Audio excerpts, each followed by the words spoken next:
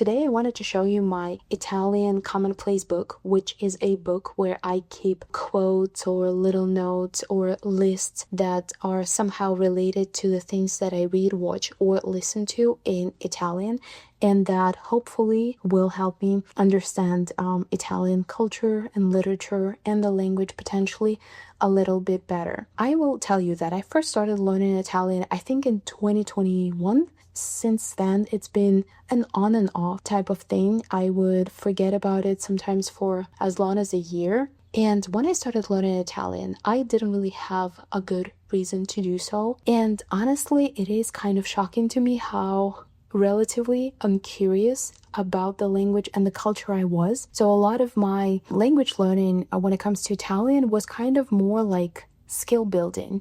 Even if I was sort of listening to podcasts or watching videos, it was almost like the goal was to improve my reading skills or listening skills, and not to actually interact with, the language and the culture in any meaningful way. And I don't know if it was because I just didn't have the level for it at that time. It could be that. It could also be that last year I got this book by Jhumpa, who I believe is a Bengali American author. She is quite famous as an author, but she's also famous, I guess, among Italian learners or among Italians too, as someone who has learned Italian as an adult, who decided to move to Italy, and as an already established and accomplished author, she also decided to start writing in Italian. And so last summer I bought this book, which is a collection of essays about her journey learning Italian, and this book just kind of ignited something in me. As a writer, it is, I guess, natural that she also is a reader. And in this book, she talks a lot about reading, and she talks about specific works of Italian literature that she has read and that have sort of influenced her as a person. And that for me was a real inspiration, because I do like reading, but again, going back to sort of my lack of curiosity about Italian culture, out of the first 3 books I read in Italian, 2 of them were translated from Japanese. So again, going back to this idea of acquiring the language as sort of like some mechanical skill, I was trying to be like, oh yeah, now I can read books in Italian, but I'm reading books that were translated from Japanese. Like, make it make sense. I obviously know that there can be exceptions and that people choose to read books that were not written in the language that they're learning for many different reasons, including because it is easier, especially if you're reading something you have already read. But like, I know myself, and I know that for me, I wasn't even trying to find out what Italian authors I could read. So anyways, what I'm trying to say here is that what you're gonna see now is me kind of actually trying to build that enthusiasm for the culture. Specifically, a lot of the times that's gonna be, in my case, literature of the country whose language I'm learning. So with that being said, let's look at my commonplace book. Also, in case anyone is curious, I use this type of notebook for my Italian commonplace and my language learning kind of planner. And this is the type of notebook where you can put multiple inserts. I think up to 3 is okay for this specific notebook. It is from a brand called Mishmash. I believe they are from Portugal, but there's a plenty of notebooks of this type, and you can find different colors, sizes, prices, and so on and so forth. The reason why I personally find this very convenient is because I like my language-related notebooks to all be in one place, but at the same time, I also hop between languages quite often, and so it's really convenient to be able to take out an insert if I am not focusing on a particular language anymore, and only leave the stuff that I need. And if I start a new language or I go back to one of my languages, I can always put one of the inserts back. So for example, I did have originally 3 inserts. One was for Italian, which is this one. One was just like a general language learning planner, if you will. And then there was one for German. Here it is, by the way. But since I'm not actively focusing on German right now, I decided to take it out. And I am not going to show you the language learning planner today, just because I feel like the way I've been keeping it is a little bit chaotic. Like, I haven't really been able to find my groove with it yet. So if anything changes in the future, or once I'm done with this insert, I might do like a little flip through, but for now, let's just focus on this one, which I consider to be my Italian commonplace book. What I have here is like a little dashboard of sticky notes. I have this random one, which is basically a reminder to myself to maybe write down or go through some things or analyze certain things. And there's one song in the Neapolitan language dialect. I was thinking of writing it down and then writing down the standard Italian translation and just kind of comparing, because I'm not trying to learn like a regional dialect or anything like that, but I do think it's fun to interact with these things because they're a huge part of Italian culture. Then there's also a song that I was thinking about potentially writing down and maybe again going through the lyrics or the words or the phrases that I don't really understand. And then there was something about me wanting to watch a video about, again, the Neapolitan language / dialect. And then I also have a couple of names. I do remember one of these names. I have no idea why I wrote down the other ones, but I guess I wanted to research them more. And then this is a pretty long list of authors and books that I would want to eventually read. A lot of them I already have their books on paper or digitally, but so far I have read only one of them. I've been reading a lot in Italian recently, but somehow none of the authors that I've been reading are from this list except for Cesare Pavese, which I have read a short novella by recently. So yeah, this is kind of a reminder for me to explore these particular authors. This one was just me taking the YouTube video and kind of annotating it as I was listening to it. I don't think I was trying to like transcribe it, but it was more kind of like summarizing and writing down certain things or phrases or sentences that I felt were useful. So the video, by the way, is called Perché le Reading Challenge non funzionano e come sostituirle by Matteo Bonnana, which I think his channel is okay. I think he can be a little bit of a snob, but I did enjoy watching his videos at some point. This here, I think I wrote this when I was just starting to read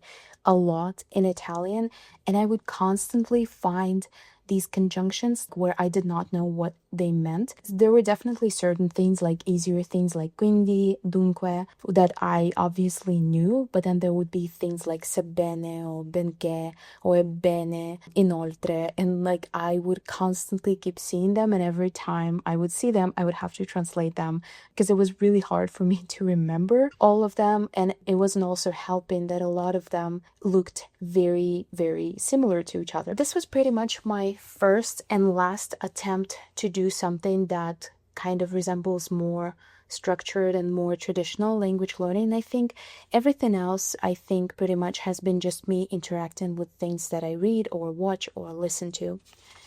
You will see. So these two quotes, for example, are from a book by Natalia Ginsburg, which I read sometime last year. This is the book. I hope you can see it. And there were certain moments that really resonated with me, and so I just wanted to write them down. And then this thing right here is my 2025 Italian reading bingo board. I think I made it in the end of January, so there were a couple of books that I had read before I started this bingo board, but I decided not to count them. And in case you are curious, I have 9 prompts here. The first one is to read a book by an author that I've already read, to read a book that is a part of a series. So for that, it most likely will be this book right here, because I still haven't gotten to it. I've read one Ferrante book so far, but it wasn't L'Amica Geniale. And because I have it on paper, I'm waiting until I have a little bit more practice with reading in Italian so that I don't have to look up as many words, because doing it when you're reading the physical book obviously is not as convenient as doing it on your e-reader or on your iPad. Another type of book I wanted to read was a short story collection, and I have actually read one this year. It's this new Penguin parallel text short stories in Italian. What the hell? This is a very long name. Yeah, I bought this a couple of years ago at a book fair for I think a couple of dollars. And at that time, I didn't know any of these authors, and I just got it because A, it was $2, and B, because I was curious about this format. So as you can see, probably if you can see, you basically have these short stories, and you will have the like Italian on the left hand side, and on the right hand side you will have the English translation, which is a literary translation, so it doesn't always match 100%, but still it is something that is very helpful.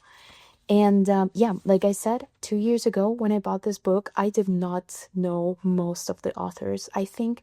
And it was really surprising for me to go back to this book a bit earlier this year and to realize that there's a lot of people about whom I have heard, and many of them are actually on this list right here. The only reason why I did not mark them as read is because these are short stories, and I just don't feel like, having read one short story by a certain author, you really get the feel of I don't know what kind of author they were or of their work in general. So yeah, this was one book that I have read earlier this year. Another book I wanted to read was a non-fiction book, and I also have just finished a book called Il cervello nell'era digitale, and it is a book by a Swedish author actually. I think I first heard about that book in one of Ali's video. If you're familiar with the channel Ari no Yume, I think it was one of the books that she read last year, and she read the Japanese translation, and I decided to read the Italian translation, which has just come out actually in April, I believe, or maybe March. Another book I wanted to read is anything pretty much by Italo Calvino, but so far I've only read one short story and one essay by him, which were not like books, and this is a bingo board for books. I have a bunch of his books actually on paper, just because I once got lucky enough to find a lot of his books at an estate sale, so they were also like a couple of dollars each. And I also have this book, which is a super famous novel by him, and I really want to read it. I bought it in Italy. I love the cover. I started reading it actually. You can see I stopped here. I felt like the introduction was okay. Oh, also, I didn't read this much. One thing about Italian books is that a lot of the times they will give you like 30 or even more pages of like the author's autobiography, down to like each individual year of their life. Like, look at this, 1967, 1968. So yeah, I only read the introduction. The introduction was fine, but then when I started reading the first part, I guess, or the first chapter of the book, I felt like I had to look up too many words. And again, reading this as a physical book and having to, use my phone all the time to look up these words, I felt like I didn't want to do that. And technically I could skip them, and a lot of the times I would still get the general meaning, but I just feel like I have heard so many things about Calvino and his work that I do want to read him when I am ready to read him, and so I think this book is just gonna wait until I'm a little more proficient in Italian. What else do we have? Something that is translated into Italian. I have a book right here that I'm actually reading right now. This book is originally written in English. I've been wanting to read it for some time now, and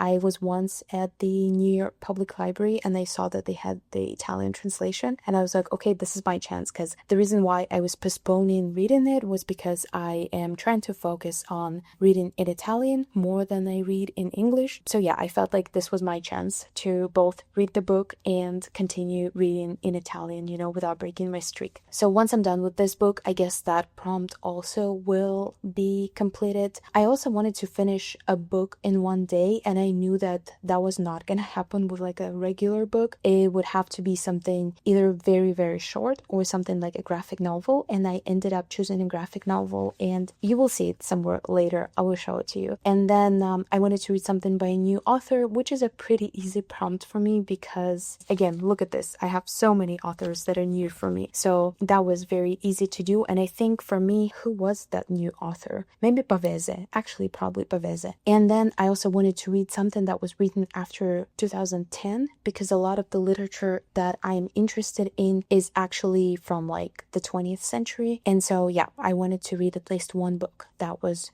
written in sort of modern days. And that was a book called La Ricreazione Finita by Dario Ferrari, I believe. And I love that book. Reading that book just made me so happy and so grateful that I can read books in Italian, because it's a relatively recent book. I don't think it has been translated into any other language yet. And so, yeah, I enjoyed that book a lot. So these couple of pages are dedicated to some of the articles that I went through together with my italki tutor. So she would send me an article and then we would discuss it later in class.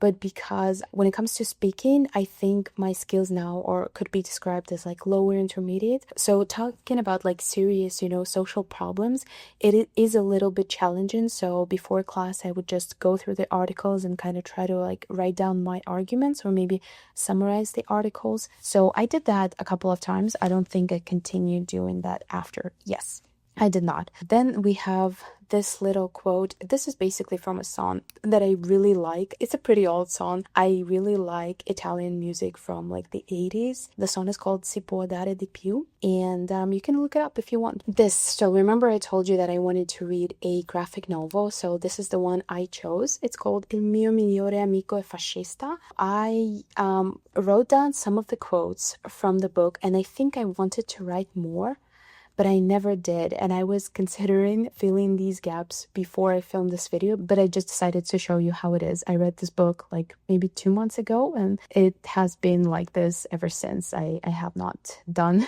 my research and have not written whatever I wanted to write here. Another thing is this little note that I made for myself. So this is basically the cardinal directions, I think. Is that what you call that in English? And all the different ways people say it in Italian. I kept seeing things like meridione or settentrione, and I would be like, oh, what is happening here? And then I realized that, yeah, there were more ways than one to talk about each of the cardinal directions.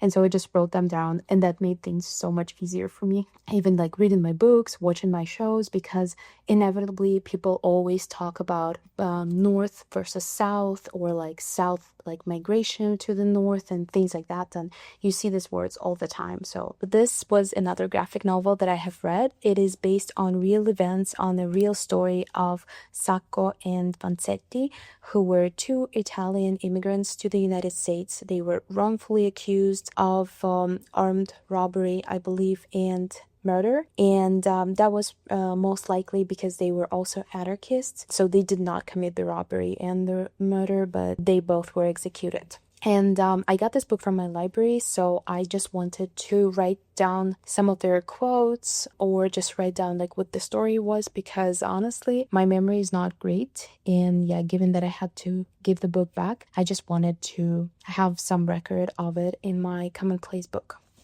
So here I wrote down some things from an essay called Pigrizia, or Laziness, by Natalia Ginzburg, who right now I think is my favorite Italian author. And this is from this book that I recently got from the library called Un'assenza, which is basically a collection of short stories by her, but also just like personal essays. When I read this thing, I thought it was so interesting because obviously now many people look up to writers, and to be a writer, especially to be, a popular writer, is a position like many people aspire to be, or many people would like to be in. However, after the war is over, Natalia Ginzburg, who by that time was a widow, she leaves her kids with her parents and she goes to Rome to look for a job. And she is just overcome with this sense of insecurity and even inferiority, which is so interesting because she literally says in that essay, I did not know how to do anything. I did not speak English.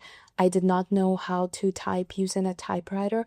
All I knew was how to raise my kids and write novels. And I was like, well, at least one of those things, is pretty much valued, including economically. But it was just very interesting to me how she also talked about her laziness. And I felt like I could relate to what she was saying, or what she was calling laziness, anyway. So I actually highly recommend Natalia Ginzburg, whether it's her autobiographical writing or one of her novels, especially if you maybe have read someone like Elena Ferrante and you like her writing. I think you would like Ginsburg too. And she is translated in so many languages, so I don't think you will have a problem finding any of her books in the language that you prefer to read in. This is a weird structure because this book is just kind of a little bit of a mess sometimes. You know, I don't write things down in a linear way. So this is just a list of writing prompts for A2. I actually have one list for A2 and one list for B1, but as you can see, I have not done a single one of these prompts. So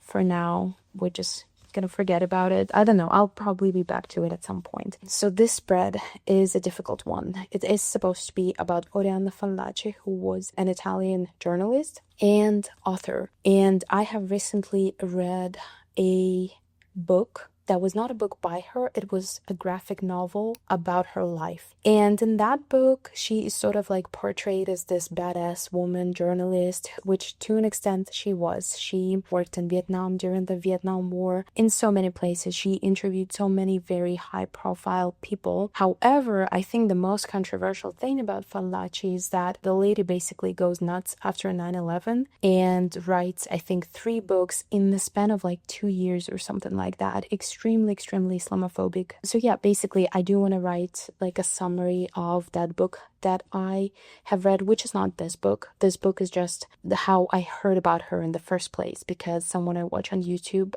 got this book. I was talking about that, but I think this whole page is just going to be other people's reaction to her writing. I have not done anything with this.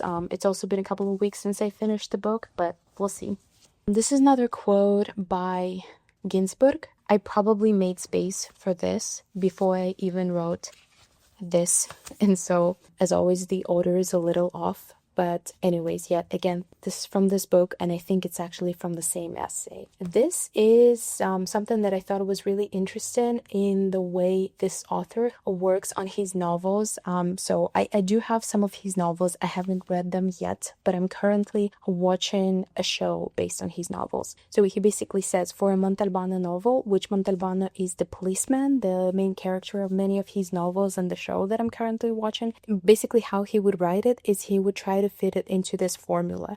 You have 18 chapters, each one has 10 pages, and each page has 23 lines. So a well-constructed novel for him would be somewhere around 100 pages, and if like his writing does not fit into this formula, then something is not going right in the writing process.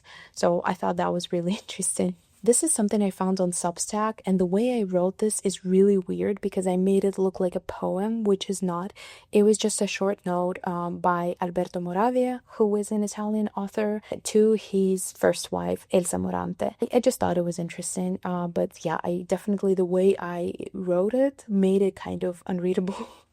Even for me. So in the beginning I said that one of the books that I read recently is called La Ricreazione Finita, and I also just wrote down a bunch of quotes from that book, I think including this, because it was just a book that made me think a lot of thoughts.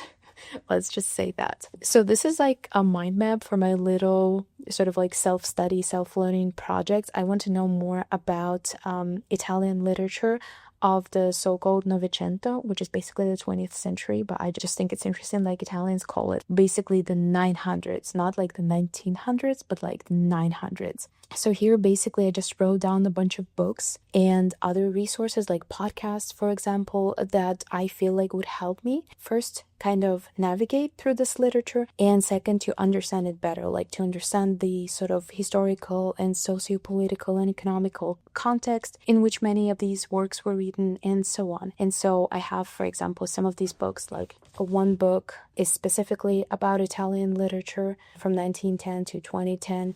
And I have a bunch of other books and also podcasts, and I want to go eventually through all of this or most of these resources. And this is a quote from, again, this woman here, Arianna Fallaci. And these were just her thoughts of New York when she just moved to the city. And I have recently moved to New York myself, so I just wanted to write that down. And yeah, a really cheesy sticker just because, you know, let's not overthink it. This is another quote from her, from the graphic novel or like graphic biography of her that I read. This is from a book called Sostiene Pereira by Antonio Tabucchi, which is my probably second favorite author after Natalia Ginsburg, and I really love this book. Oh my god. Sostiene Pereira is definitely a book I'm going to be rereading, and I'm not a rereader. Thankfully, there's also a graphic novel based on the book, and I think at some point I will probably get to the graphic novel first, and then I'll reread the book again, just because when I was reading it, it was still a bit harder for me to read, and so there were a lot of parts that I maybe didn't grasp as well as I could now, or as well as I will be able to with some more practice. But this is a quote from Natalia Ginsburg's novel called Caro Michele, which also is a novel I liked a lot. So this quote right here is from this book that I just showed you, and yeah.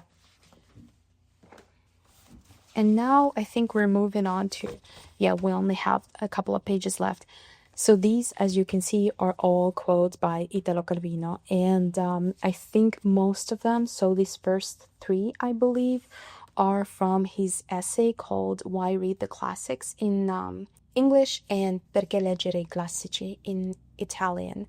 It is a very short and a very interesting essay, so I would definitely recommend it if you have like 30 minutes to spare. And then I think this quote is actually taken, or maybe that's actually the opposite. I think these three quotes are taken from that essay, and this one is taken from this book. From the little that I have read, I did manage to get one passage that I really liked and wanted to save in my commonplace book. And then here is a little quote from a book called Mio Padre è nato per piedi. I believe this is actually the first book that I finished this year in Italian.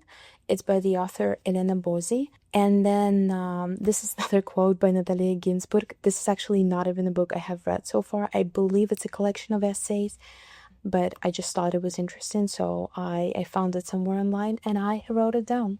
So yes, this is basically all I wanted to show you today. Thank you so much for staying with me, and if you have something like that, or if you have a different way of interacting with the culture or maybe literature of the country which language you're studying, to let me know. I am super interested in the way other people sort of work with information. So yeah, thank you so much for watching, and I will see you in my next video. Bye bye.